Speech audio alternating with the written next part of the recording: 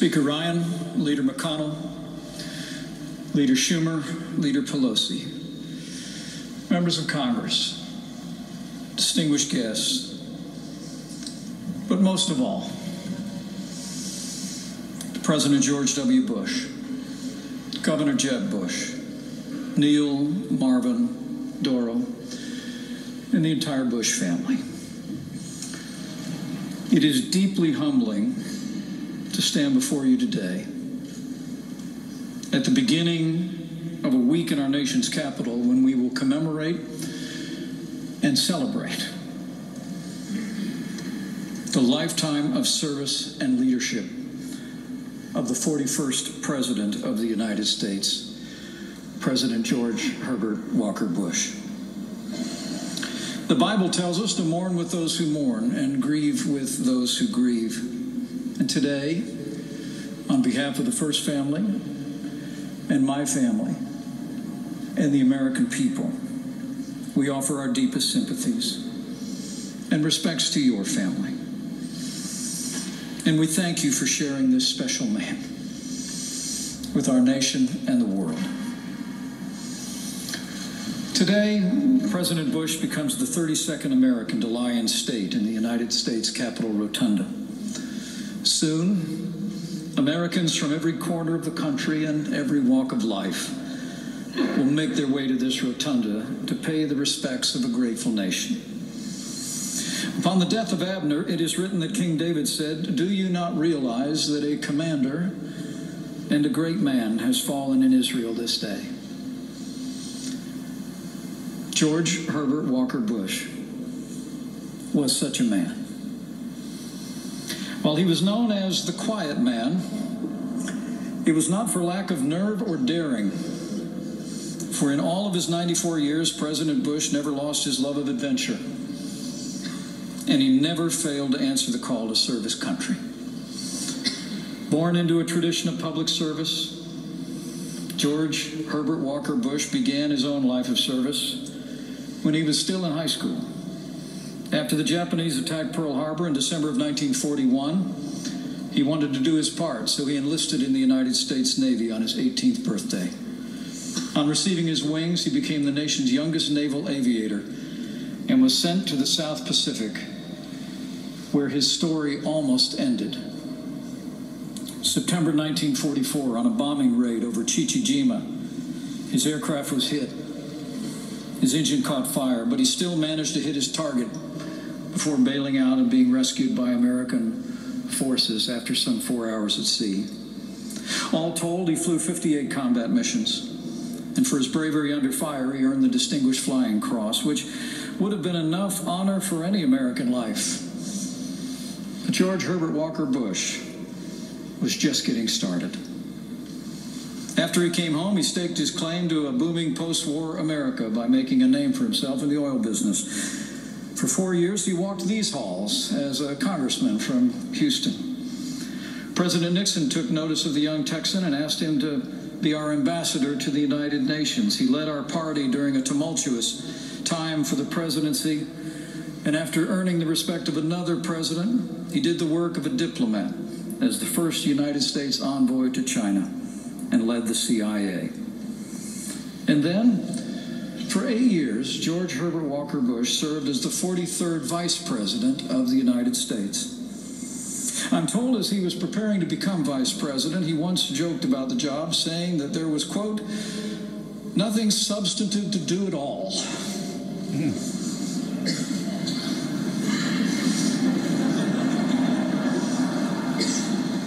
But as history records, during those years, he set the standard as a sound counselor and loyal advisor to an outsider who came to Washington, D.C. to shake things up, cut taxes, rebuild the military, and together they did just that. And then, in 1988, he made history again, when George Herbert Walker Bush was elected in a landslide as the 41st President of the United States of America, becoming the first sitting Vice President to win the presidency in more than 150 years of our history. He served during an uncertain time in the world, made momentous by his leadership. President Bush oversaw the fall of the Soviet Union, the crumbling of the Berlin Wall, and under his leadership, America won the Cold War. He took our nation to war to repel aggression in the Persian Gulf, and through his leadership as Commander-in-Chief and the brilliance of our armed forces, the United States won a decisive victory.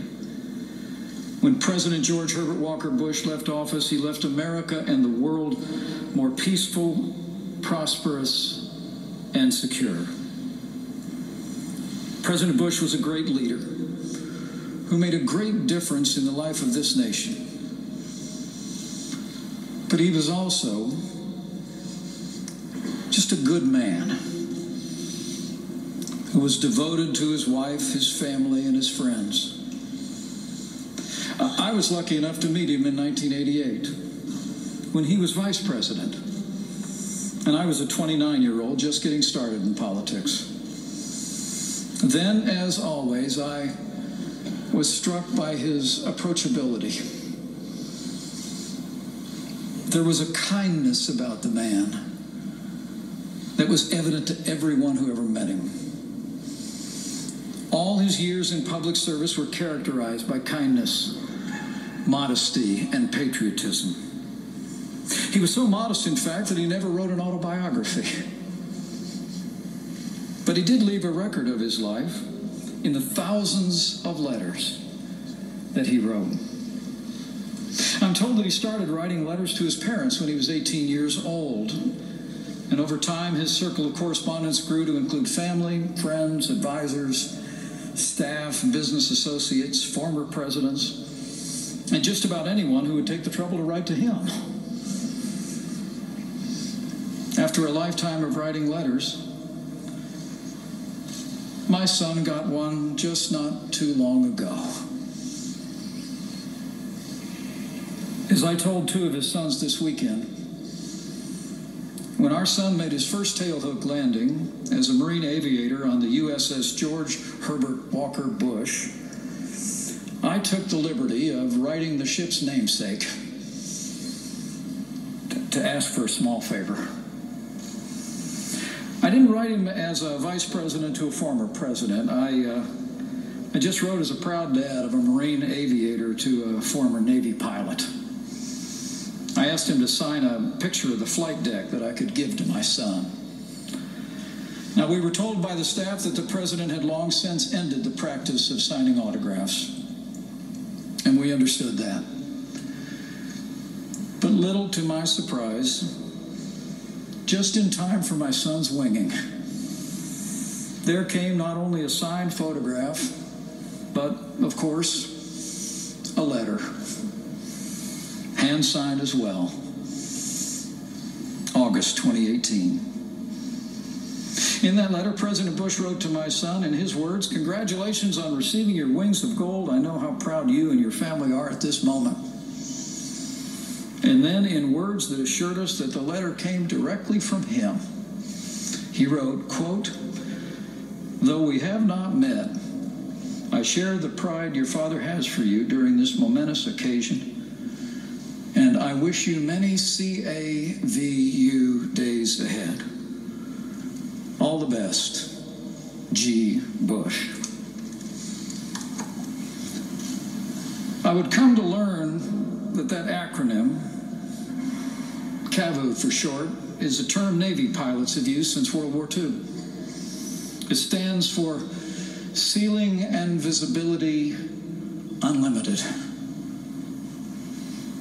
President Bush described CAVU, in his words, as the kind of weather we Navy pilots wanted when we were to fly off our carrier in the Pacific. And he once wrote a letter to his children saying that CAVU, in his words, describes my own life as it's been over the years and as it is right now. Ceiling and visibility unlimited. You know, that may well describe the essence of this man. And it may well have been his vision. the vision he had for his life, for his children, his children's children, and his country. No barriers, no boundaries, no limits. So we mourn with those who mourn and grieve with those who grieve. But we do not grieve like those who have no hope. For President George Herbert Walker Bush had that hope. His faith sustained him throughout his life of service, and we pray that faith will be a source of comfort for all those who mourn the loss of this good man and great American. President George Herbert Walker Bush loved his family, and he served his country. His example will always inspire, and his lifetime of service will be enshrined in the hearts of the American people forever. May God bless the memory of George Herbert Walker Bush. May God comfort his family and friends. And may God continue to bless the United States of America.